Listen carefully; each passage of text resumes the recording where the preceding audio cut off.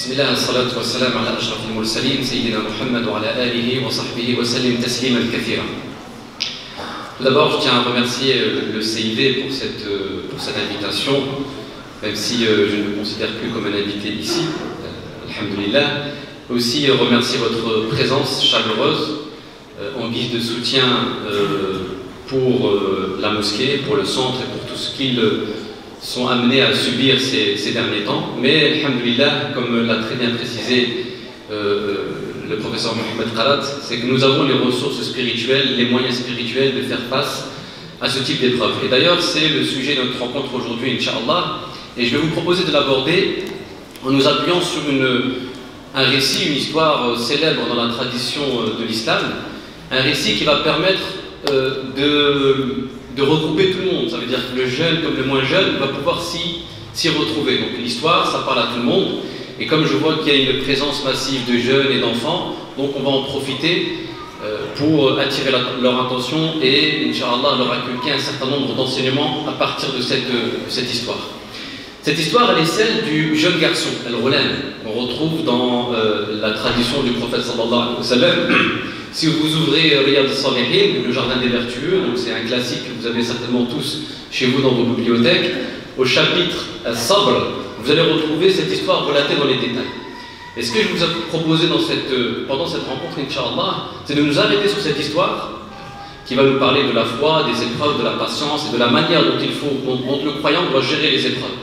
Donc on va ensemble, Inch'Allah, essayer d'apprécier et de méditer chaque étape de cette histoire, sans entrer évidemment dans les détails. Alors on raconte qu'un jour, un magicien est parti voir son roi, pour lequel il travaillait, pour lequel il exerçait, et il lui a dit: écoute, mon cher roi, ce roi qui se prenait pour un tyran, et pour un dieu même, je commence à prendre de l'âge, et je ne serai plus en mesure de te garantir mes services. Aussi, faut-il trouver un jeune parmi les jeunes, suffisamment éveillé, suffisamment intelligent, pour qu'il puisse prendre ma relève. Et donc le roi va lui apporter ce jeune garçon, un jeune garçon qui avait des qualifications, des qualités, un certain signe d'intelligence. Il dit: voilà, c'est ton élève. Et donc ce jeune garçon, alors ça c'est très important, et j'espère que les jeunes vont bien écouter les leçons de cette histoire. Ce jeune garçon voyait devant lui toute sa carrière tracée. Son avenir était tracé. Donc il va étudier à l'école, dans l'école prestigieuse du roi, cette science qu'est la magie, al-sihr. Et donc voilà, donc il a un avenir qui est tracé avec un emploi qui l'attend à la sortie de son école, donc un avenir apparemment brillant l'attendait. Et en se rendant chez ce magicien pour étudier, il passait devant une grotte à l'intérieur de laquelle se trouvait un moine, un ascète. Un ascète qui s'était retiré parce que malgré ses appels à l'unicité d'Allah, son peuple lui a tourné le dos et sa présence, sa da'wa, son témoignage constituait une menace pour le pouvoir de ce roi. Parce qu'évidemment, toute personne qui porte la vérité, toute personne qui est amenée à servir la justice, constitue une menace pour ceux qui ont d'autres intérêts que la justice et la vérité, évidemment. Et donc lui, il a consacré le restant de sa vie à l'adoration, à l'ascèse, à l'invocation d'Allah. Et ce moine voyait chaque jour ce petit garçon passer devant la grotte. Et un jour, il l'interpelle. Il l'interpelle et il lui prodigue quelques enseignements. Et donc chaque jour, le petit garçon, ce jeune garçon, s'est habitué à faire une halte chez le moine avant de se rendre à l'école.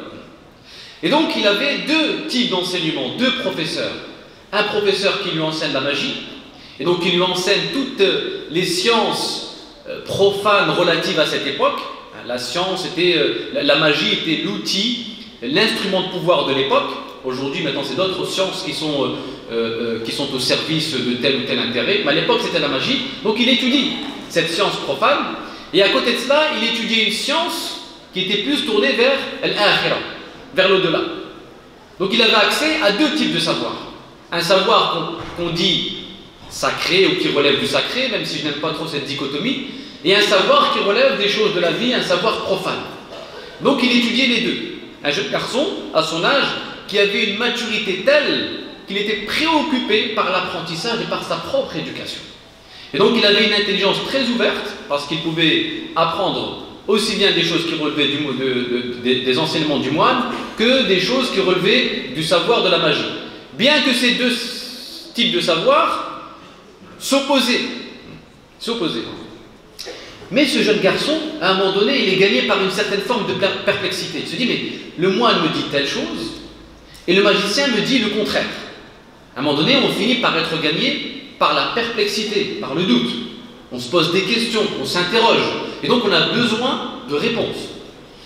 Et sortant de chez le moine, une fois, il est témoin d'une scène où il aperçoit des gens bloqués par une bête qui leur faisait barrage.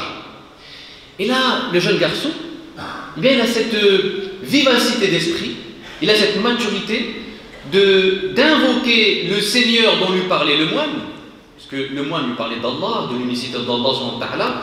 Là, il dit, voilà, ô Seigneur du moine, si le moine est dans le vrai, si tu es satisfait de l'enseignement du moine, ou si c'est son enseignement que tu agrées, fais en sorte que cette pierre que j'ai entre les mains achève la bête et délivre les gens. Donc il jette la pierre sur la bête meurt, et ainsi les gens se trouvent délivrés. Et là, le jeune garçon s'enquiert aussitôt relater les faits au moine, lui faire part de son expérience, de ce qu'il venait de vivre. Et là, le moine lui dit, écoute, aujourd'hui, avec ce que tu m'apportes, sache que tu as atteint un certain niveau de spiritualité. Allah t'est venu en aide, Allah t'a secouru, Allah est venu te délivrer de ta perplexité, parce que c'est aussi une épreuve. L'être humain, parfois, il peut traverser des moments de doute intérieur, de perplexité, de questionnement, d'interrogation. Et ce que nous enseigne ici le jeune garçon, une chose très importante, parce que le doute, c'est une des épreuves, on va étudier pas mal d'épreuves, une des épreuves les plus redoutables. Et quand elle traverse l'esprit, quelle doit être l'attitude du croyant, et notamment du jeune croyant, quand on se pose beaucoup de questions. Le problème, c'est que souvent, les réponses, on les cherche où? Aux questions que la tête pose. Parfois, on cherche les réponses là même où se déroule le terrain du questionnement, c'est-à-dire là. Mais les réponses ne sont pas toujours là, elles sont parfois ici. En fait, toutes les questions ont des réponses, mais certaines réponses se trouvent ici et d'autres là. Quand tu cherches des réponses là, alors qu'elles se situent ici, bien évidemment, tu vas te retrouver enfermé dans l'angoisse, dans une agitation mentale, qui risque de te faire perdre la foi.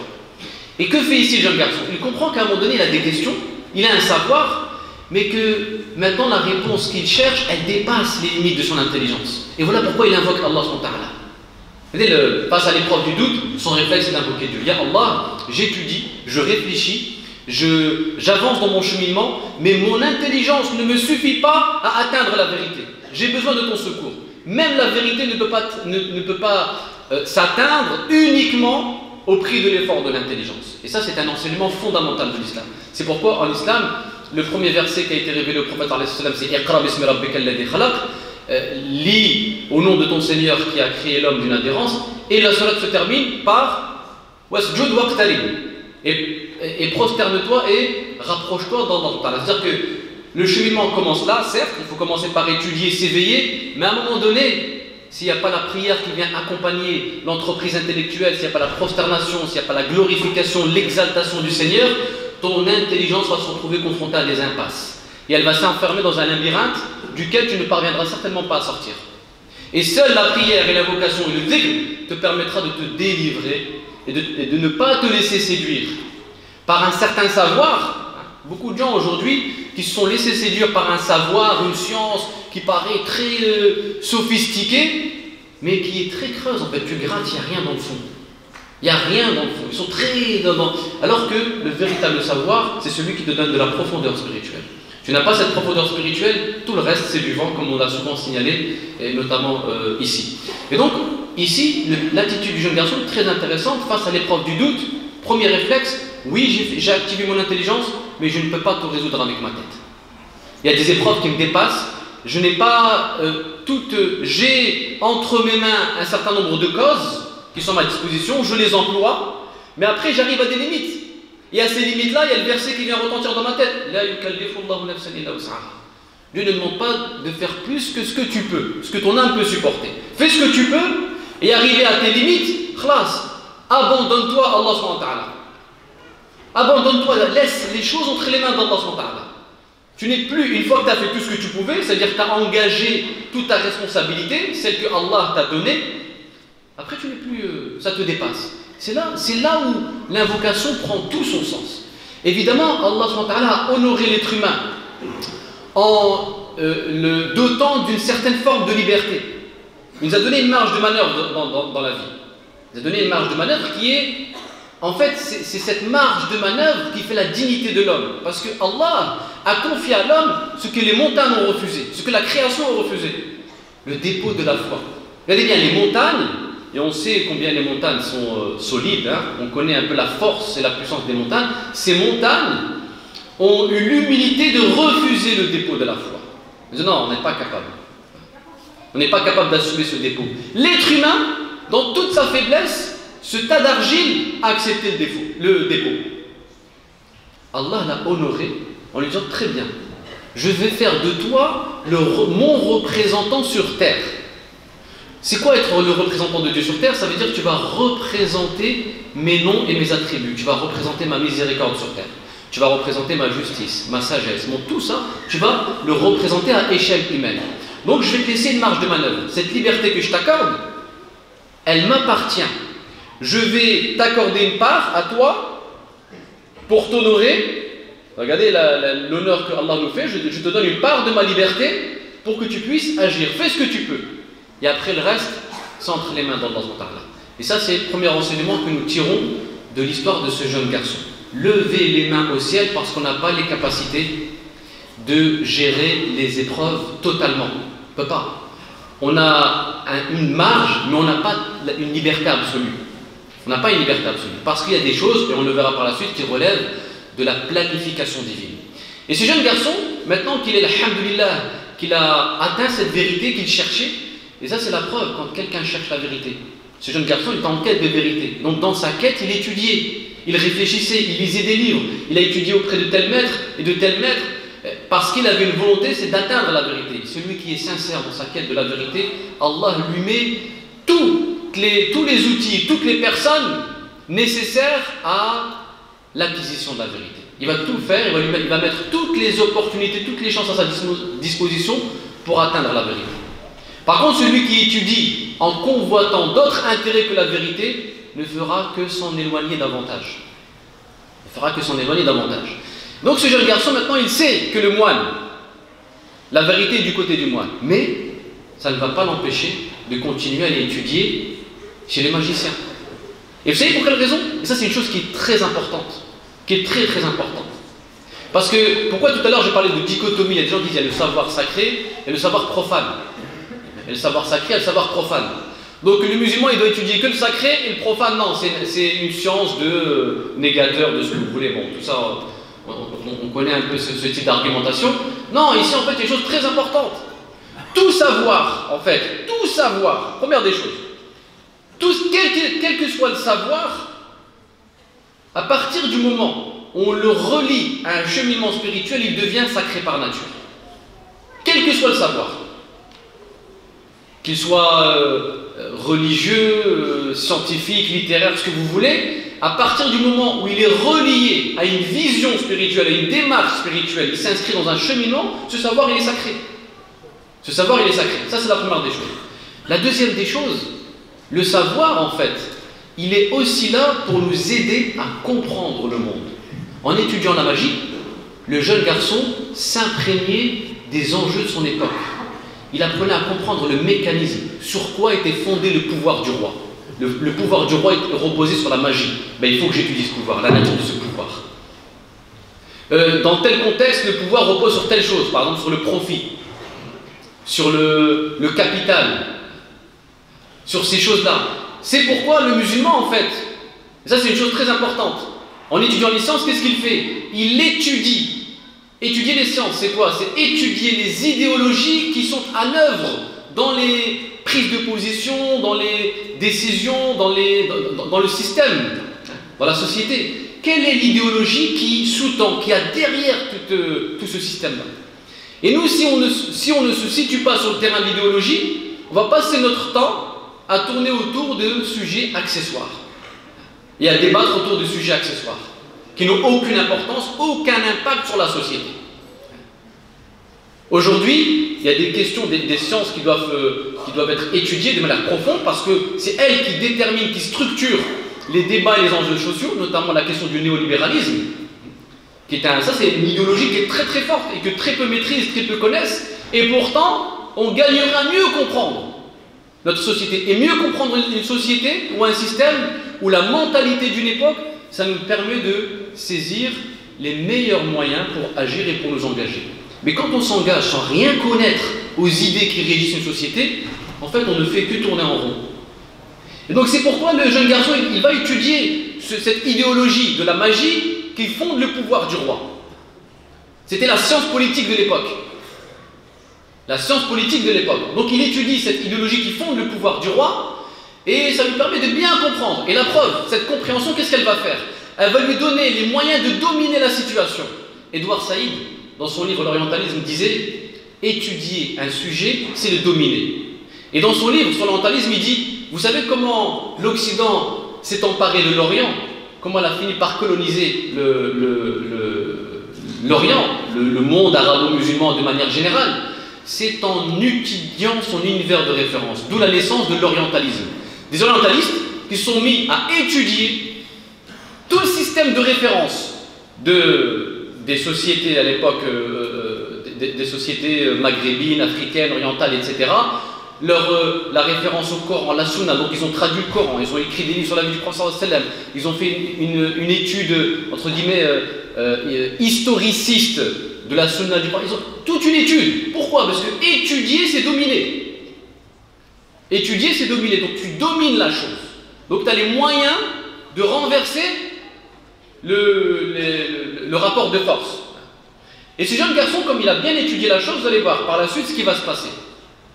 C'est que l'un des courtisans du roi était aveugle quand il était frappé de cécité, et il apprend que ce jeune garçon, il avait des dons. Grâce à cette vérité, grâce à cette sagesse qu'il avait acquise, Allah l'a pourvu d'un certain nombre de dons spirituels. Parmi ces dons, le fait de pouvoir guérir l'aveugle ou le lépreux, etc. Allah, quand tu atteins un certain niveau spirituel, Allah te donne certains dons, certaines qualités, certaines dispositions, une certaine maturité, peu importe. Et donc lui, il avait ce don. Et le courtisan du roi apprend que ce jeune garçon, eh bien, pouvait guérir les aveugles. Alors il l'appelle, il lui propose des cadeaux en échange. Il dit: regarde, tout ceci est à toi si tu me guéris, si tu parviens à me redonner la vue. Et là, le jeune garçon l'arrête tout de suite. Il dit: non, non, non, non, c'est pas moi qui donne, c'est pas moi qui guéris, c'est Allah. Et là, le courtisan, il est surpris. Comment ça? Il dit: Allah, Dieu, c'est le roi, c'est notre roi. Non. Mon Dieu, ton Dieu, celui du roi, c'est Allah subhanahu wa ta'ala. Si tu crois en lui, si tu as foi en lui, je parviendrai à te guérir. Pourquoi? Parce que je ne suis qu'une cause. Et ce que nous enseigne ici le jeune garçon, c'est que les causes en elles-mêmes n'ont aucun pouvoir d'agir. Elles n'agissent que par la volonté d'Allah subhanahu wa ta'ala. Et ça, c'est très important. Et vous savez pourquoi c'est important? Parce qu'il y a beaucoup de personnes aujourd'hui qui fondent leurs espoirs sur les causes. Et ils oublient le maître des causes. Et donc, dès lors, une fois que tu leur enlèves ces causes-là, ils deviennent vulnérables. Et ils deviennent très fragiles face à une épreuve. Parce qu'ils oublient que cette cause-là, elle n'est opérante que par la volonté d'Allah subhanahu wa ta'ala. Et c'est pourquoi le prophète, à un moment donné, en l'an 9 de l'Hégire, il va perdre sa femme et son oncle. Et cette année, on va l'appeler l'année de la tristesse. Pourquoi il lui enlève sa femme et son oncle? Parce que c'était les deux piliers, les deux béquilles dans sa mission. Et Allah les lui enlève pour lui montrer que le soutien, il vient d'Allah. Il vient ni de Khadija ni d'Abu Talib. Le prophète sallallahu alayhi wa sallam, lorsqu'il a été privé de Khadija et d'Abu Talib, il s'est senti vulnérable. C'était mes principaux soutiens. Mon soutien moral, mon soutien politique. Ces deux soutiens, eh bien j'en suis aujourd'hui privé. Mais Allah a voulu lui montrer que c'était deux causes qui avaient atteint leurs limites. En fait, il y a des causes, elles sont opérantes pendant quelques temps, mais après elles arrivent à leurs limites. Si tu as fondé tous tes espoirs sur cette cause-là, ben évidemment, tu vas finir dans le désespoir le plus total. Mais cette cause, elle a une limite. Seule la puissance d'Allah n'a pas de limite. Et c'est pourquoi Allah a voulu enseigner au prophète sallallahu alayhi wa sallam, c'est vers Allah qu'il faut se tourner. Il l'a rééduqué à placer sa confiance en Dieu. Parce que le prophète, même en plein cœur de sa mission, il est toujours sous l'éducation, sous la main pédagogique de Dieu. Le prophète sallallahu alayhi wa sallam, en pleine mission prophétique, il est toujours guidé, il est toujours éduqué par Allah subhanahu wa ta'ala. Donc ce jeune garçon nous enseigne une chose, attention, les causes oui, mais il ne faut pas, les causes, c'est pourquoi on dit elles sont secondes, elles viennent dans un second temps. Le courtisan accepte de croire en Dieu, il accepte, la foi s'empare de lui, et à ce moment-là, le jeune garçon lui applique le remède qui va lui permettre de recouvrer la vue. Là, il est ébahi, il est étonné par ce miracle d'Allah subhanahu wa ta'ala. Et quand ce courtisan se rend chez le roi est surpris par son attitude. Il dit, mais tu as retrouvé la vue? Il dit, oui, mais comment tu as fait? C'est Allah qui m'a guéri. Y a-t-il un autre Dieu que moi? Oui, ton Dieu et mon Dieu, c'est Allah. Et là, le roi s'est mis à torturer son courtisan. Il l'a torturé pour qu'il renie sa foi et pour qu'il dénonce celui qui lui a enseigné de telles choses. Et le courtisan va finir par dénoncer, malgré lui, le jeune garçon. Et le roi va convoquer ce jeune garçon qui étudie chez lui. Il lui avait tout donné, subhanallah. Il lui avait tout donné pour réussir. Regardez bien, c'est une chose très importante. Le jeune garçon-là, il avait son avenir tout tracé. Un avenir brillant. Il va travailler pour le roi. Un poste très convoité. Là, il voit son avenir menacé par les principes. Par ses principes et par ses valeurs. Il se voit menacé. Alors là, il y a deux choses. Soit il renie ses principes pour vivre cette fausse gloire et cette fausse réussite dans la vie, ou soit il reste ferme dans ses positions au prix de sa vie. Au prix de sa vie. Et là, le roi lui dit, viens, il y a un autre Dieu que moi? Oui, ton Dieu et mon Dieu, c'est Allah subhanahu wa ta'ala. Il dit ça en étant conscient qu'il peut sacrifier, que tout son avenir là maintenant va passer sous son nez. Regardez, mais ça c'est une chose très importante. C'est-à-dire que le croyant, ça c'est très important. Ça c'est des choses qu'on a tendance à oublier, d'où l'importance de revenir à la vie du prophète sallallahu alayhi wa sallam, à revenir à la vie des compagnons, etc. Le croyant, il chemine, il planifie, il construit son avenir, mais jamais, jamais au détriment de ses principes et de ses valeurs. De toujours rester digne, la tête haute, quitte à sacrifier tout ce qu'il a gagné pour servir la vérité. Si on n'a pas cette force, cette capacité, il faut continuer de s'éduquer, de renforcer sa foi. C'est ce que nous enseigne le garçon. Oui, j'avais un avenir prestigieux, mais ça, je le mets à la poubelle, parce que c'est rien devant ce qui m'attend. C'est un signe d'intelligence. C'est un signe d'intelligence, parce qu'il faut vraiment faire preuve d'ignorance pour troquer une fausse gloire ici-bas contre le véritable bonheur dans l'au-delà. Il faut manquer d'intelligence. Il faut manquer d'intelligence pour faire ce troc. Parce que l'être humain aujourd'hui, affecté par les mécanismes du capitalisme, qu'est-ce qu'il fait? Il sait se montrer très dégourdi dans les calculs relatifs aux gains. Quand il faut gagner de l'argent ici-bas, il est très calculateur, très fin, très machiavélique.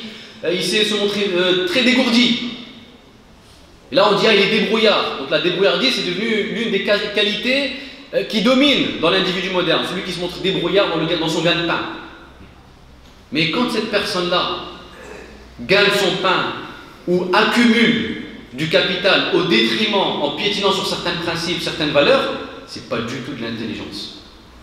C'est de la débrouillardise au sens pauvre de l'esprit capitaliste, mais c'est de la pure ignorance d'un point de vue spirituel. Il faut vraiment manquer d'intelligence pour faire ça.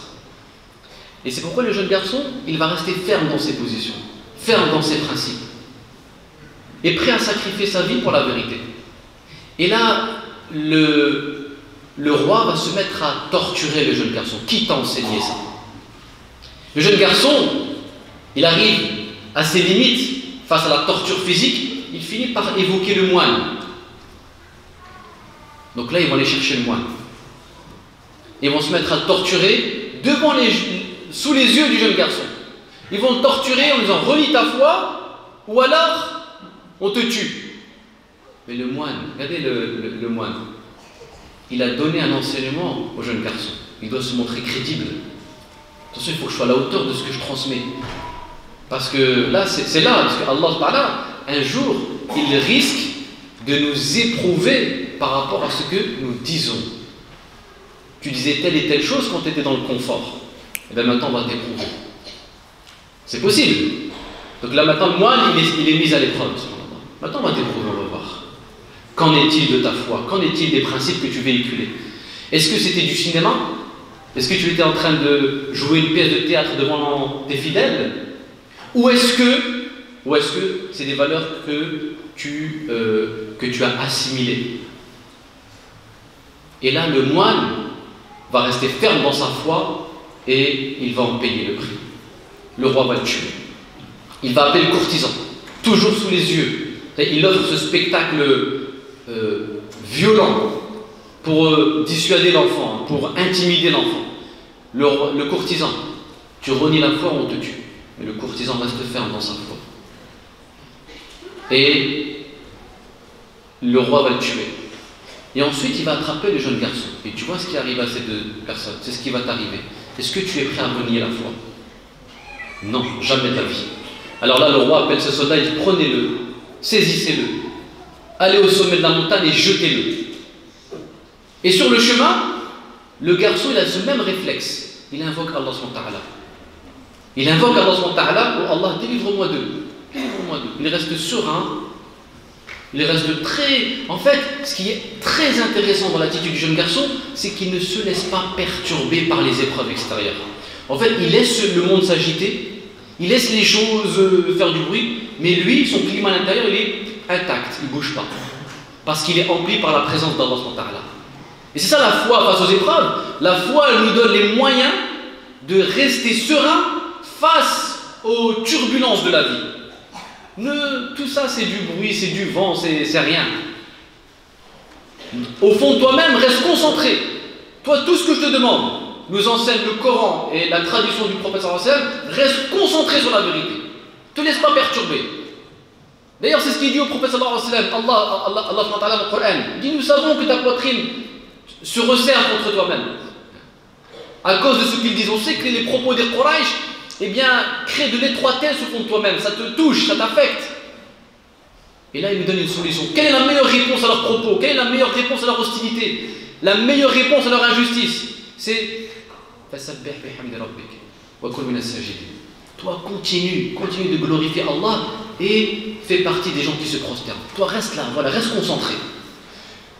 Allah a son plan, on oublie ça. Allah n'est pas inattentif à tout ce qui se passe. Nous, on pense que l'avenir du monde, il est entre nos mains. Allah n'est pas inattentif. Et donc, Allah lui dit, oui, ça te fait mal, mais toi, ne rentre pas dans leur jeu. Toi, tu es là pour servir la justice, pour être un instrument de la miséricorde d'Allah, un instrument de paix, une source de sérénité, un diffuseur de bonnes choses, de beauté, etc. Toi, reste dans ça. Reste dans cette vision des choses et ne te laisse pas perturber. Ne te laisse pas perturber. Et donc, le jeune garçon, il invoque Allah subhanahu wa ta'ala. Et limite, il est complètement absent vis-à-vis de ce qui se passe autour de lui. Il y a des soldats qui le prennent là, pour aller le jeter. Et Allah a répondu à son invocation en faisant trembler la montagne. Et ce sont les soldats qui ont fini par être jetés de la montagne. Et donc, qu'est-ce qui fait le jeune garçon? Ça, c'est l'attitude du jeune garçon, elle est très intéressante. Parce que là, il vient d'être délivré des hommes. Mais il va retourner revoir. Parce que là, ce que nous enseigne le jeune garçon, quand il y a un mal, il faut le corriger, il ne faut pas le fuir. Et là, ça remet en cause toute cette curieuse philosophie de la hijra, qui est plus l'expression d'une fuite. Alors que là, il te dit non, reviens, tu es en territoire hostile. Parce que là, il retourne en territoire hostile. Le roi, justement, a en aversion le message du petit garçon. Mais le petit garçon, il va revenir, il va rester jusqu'à ce que l'injustice soit éradiquée. Parce que c'est la responsabilité qu'Allah t'a donnée. Cette liberté, tu as voulu l'assumer jusqu'au bout. Alors, la hijra, comme moyen de se fabriquer un cocon spirituel comme refuge et chercher un petit confort, ça, c'est pas du tout la hijra. Là, ce que nous enseigne ici, il aurait pu faire la hijra. Il avait l'occasion de partir. Il avait tout. Lui, il était excusé pour le coup. Sa vie était en danger. Non, il revient. Alors que sa vie est menacée. Il revient affronter le roi. Et le roi lui dit, où sont mes soldats? Dieu m'en a délivré. Il appelle d'autres soldats. Mettez-le dans une barque. Prenez-le large. Et jetez-le par-dessus les flots. Et là, ils vont le prendre. Et lui, il va invoquer Allah subhanahu wa ta'ala. Et finalement, ce qui va se passer, la même chose, ce qui va se reproduire, sont les soldats qui vont finir par se noyer. Et lui, il revient à la charge. Vous savez pour quelle raison? Parce qu'il est porteur d'une vision. Il est porteur d'une mission. Et il sait qu'il a les moyens, qu'il a les dispositions intellectuelles et spirituelles de renverser le pouvoir. Ce pouvoir injuste du roi. Lui, il ne cherche pas le pouvoir. Et jamais en islam, il est question de chercher le pouvoir. Il n'y a pas de conquête de pouvoir en islam, il n'y a rien de tout ça.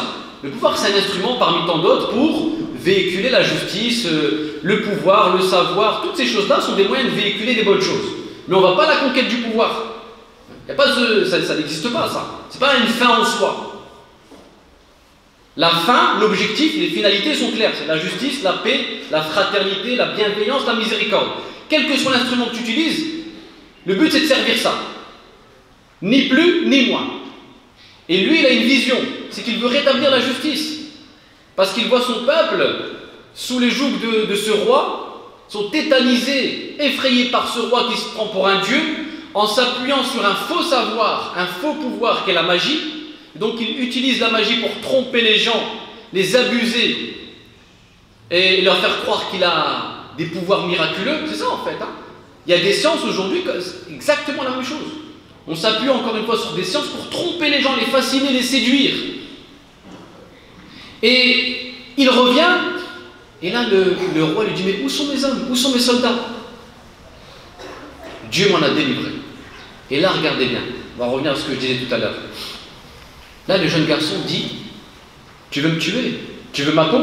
Il n'y a aucun problème. Mais il faut, si tu veux veux me voir mort, il va falloir que tu suives mes indications, mes consignes. Qu'est-ce qu'il fait là? Il renverse le rapport de force. Parce que maintenant, il a bien étudié la philosophie du roi, ses différents leviers, son idéologie. Il a bien compris. Là, il est en mesure de dominer. Tu veux me tuer? Pas de problème. Tu sais ce que tu vas faire? Et là, il va mettre en place une stratégie, un plan. Très important, regardez le petit, tout ce qu'il nous enseigne. On parle d'un jeune garçon. Tout ce qu'il nous enseigne. Son plan, c'est quoi? Tu vas réunir tout le monde sur la place publique. Tu vas me fixer au tronc d'un palmier. Tu vas me fixer au tronc d'un palmier. Ensuite, tu vas prendre une flèche. Et avant de décocher, tu vas dire Bismillah Rabbil Ghulam. Au nom d'Allah, le Seigneur du jeune garçon. Tu dis ça. Tu respectes toutes ces indications, c'est tout. Tu auras ma peau. Regardez ce qu'il fait ici le jeune garçon, c'est qu'il met en place une stratégie, un plan. Dans ce plan, il a intégré le sacrifice de sa vie. Ça lui c'était un détail pour lui. Sacrifier ma vie, c'est pas de problème. Ça fait partie du plan que j'ai mis en place. Je vais sacrifier mes intérêts, je vais sacrifier telle et telle chose, mais toujours au service d'une vision. C'est que derrière, il y a une vision. Et donc le roi, tellement il avait envie de se débarrasser de ce jeune garçon, qui constituait un jeune garçon, mais qui était une menace pour quelle raison? Tout simplement parce qu'il en avait là-dedans. Il avait le cœur rempli. Quand tu es très éveillé intellectuellement et très lucide spirituellement, oui, tu es une menace. Mais une bonne menace, évidemment. Une bonne menace. Oui, tu vas déranger. Tu vas poser problème. Et ça, c'est ce qu'a vécu ce jeune garçon. Donc le roi va suivre toutes les consignes du jeune garçon. Donc il a renversé le rapport de force. Vous voyez, le petit garçon, il a renversé le rapport de force. Maintenant, c'est le roi qui se met à écouter les consignes du petit garçon. Il va décocher la flèche. Elle va atteindre la tempe du petit garçon. Le petit garçon pose sa main sur la flèche et il rend l'âme. Devant tout le monde, sur l'espace public. Et là, les gens vont commencer à s'acclamer. Bismillah, Rabbil Ghulam. Tout le monde s'est mis à croire au Dieu du jeune garçon. Tout ce que ne voulait pas le roi. En fait, il ne s'attendait pas à ce spectacle. Le petit garçon a fait tout cela pour que le message finisse par entrer dans le cœur de la population et les réveiller. C'était la seule façon de condamner l'injustice du tyran. C'est-à-dire qu'il nous a montré que l'engagement, parfois, va appeler à faire des sacrifices. Pas forcément de sa vie, ça dépend des contextes, mais sacrifier ses intérêts, ses ambitions personnelles, telle ou telle chose pour servir la société ou pour servir la population. Et ça, le prophète, alayhi salatu wassalam, donc c'est une histoire que je vous invite à retrouver dans le jardin des vertus et à bien méditer, parce que c'est beaucoup d'enseignements, vous allez voir. Et le prophète, sallallahu alayhi wa sallam, et je vais terminer par ceci, tout au long, vous savez que le prophète, sallam, l'une des périodes connues pour les persécutions, pour les épreuves, c'est la période mécoise. Et on sait que durant toute la période mécoise, le mot d'ordre qui était donné au prophète sallallahu alayhi wa sallam, c'était as-sabr. En réalité, il n'y a pas de mot adéquat, suffisamment pertinent pour traduire le terme sabr. Parce que la patience, dans le langage courant ou en langue française, est synonyme de passivité. Or, il n'est jamais question de passivité dans le sabr. Dans le sabr, il y a notion d'endurance, de persévérance, de résistance. Il y a beaucoup de notions qui entrent en jeu dans la notion de sabr. Et pendant 13 ans, quasiment, le prophète sallallahu alayhi wa sallam voyait sa conscience forgée par les histoires que Allah lui racontait. L'histoire de Youssouf, l'histoire de Moussa, l'histoire d'Aïyoub, pour lui inculquer ce sens de la patience. Je sais ce que tu es en train de vivre. Ceux qui t'ont précédé ont vécu la même chose. Les persécutions, l'hostilité, ça fait partie de la loi de l'histoire. La vérité a toujours ses adversaires, qui prennent des formes différentes en fonction du temps et des époques. Et donc c'est pourquoi 13 années d'éducation spirituelle, la sabr et la prière. D'ailleurs, sont souvent associés dans le Coran. As-sabr, c'est cette ressource qui nous permet de faire face aux épreuves.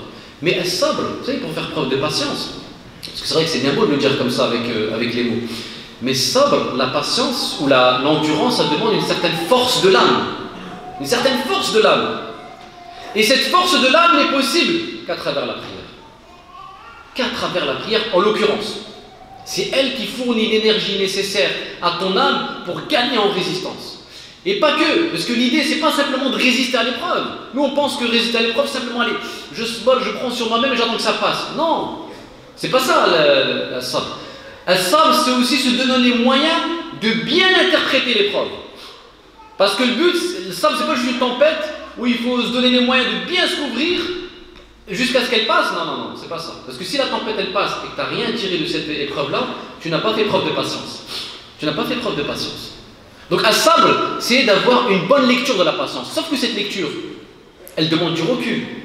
Elle demande de prendre de la hauteur. Et qu'est-ce qui te donne de la hauteur? C'est la prière. Parce que dans la prière, dans le dhikr, ta conscience s'élève. Et plus tu t'élèves, plus l'épreuve, tu la lis différemment. Parce que dans chaque épreuve, il y a différents niveaux de lecture.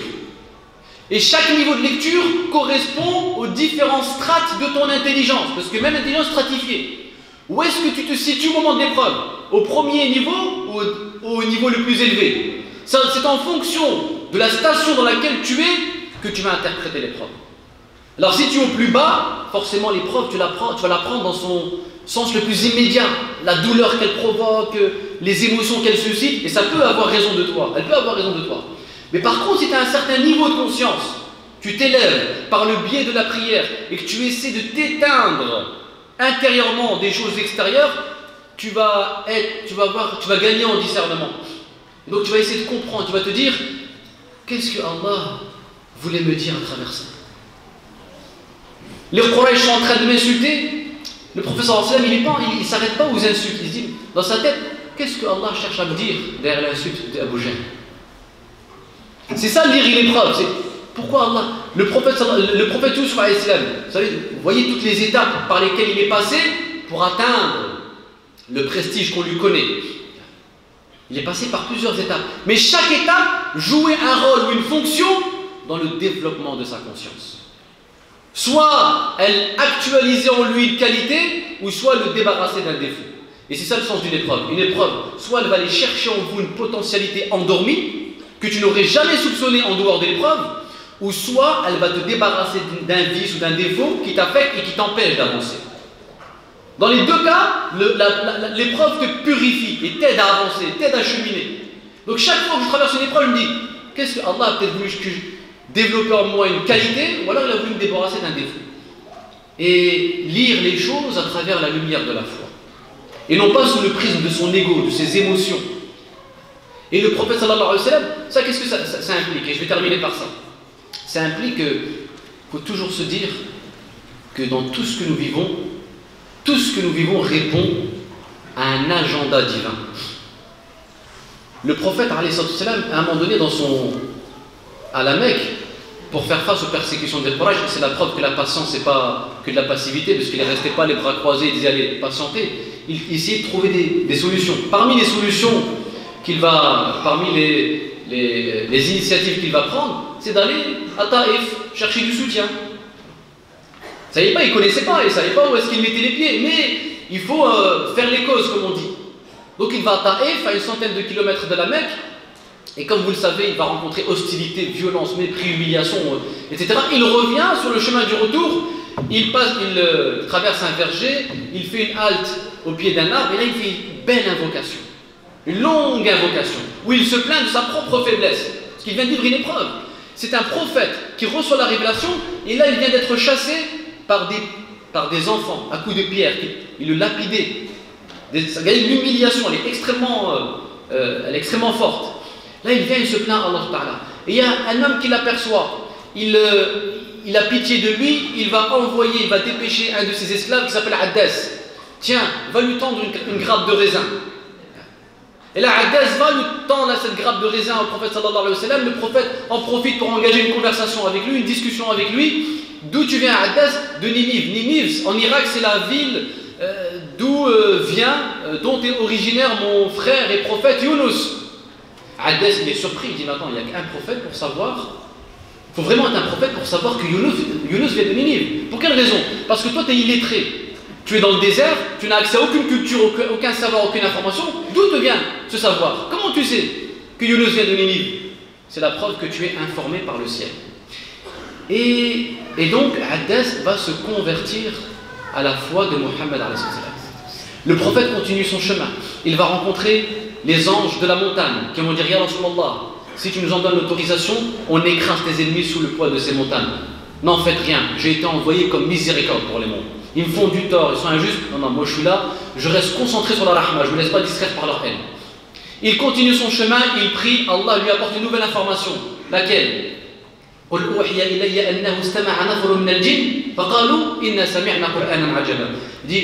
Il informe que des djinns sont passés par là, ont écouté sa récitation, ses paroles, et ils ont été subjugués par la grandeur et la beauté de ses paroles. Et Allah l'informe de cette situation. Pendant que tu priais, voilà ce qui s'est passé. Il y a eu une scène, il y a des djinns qui sont convertis à la religion suite à ta prière.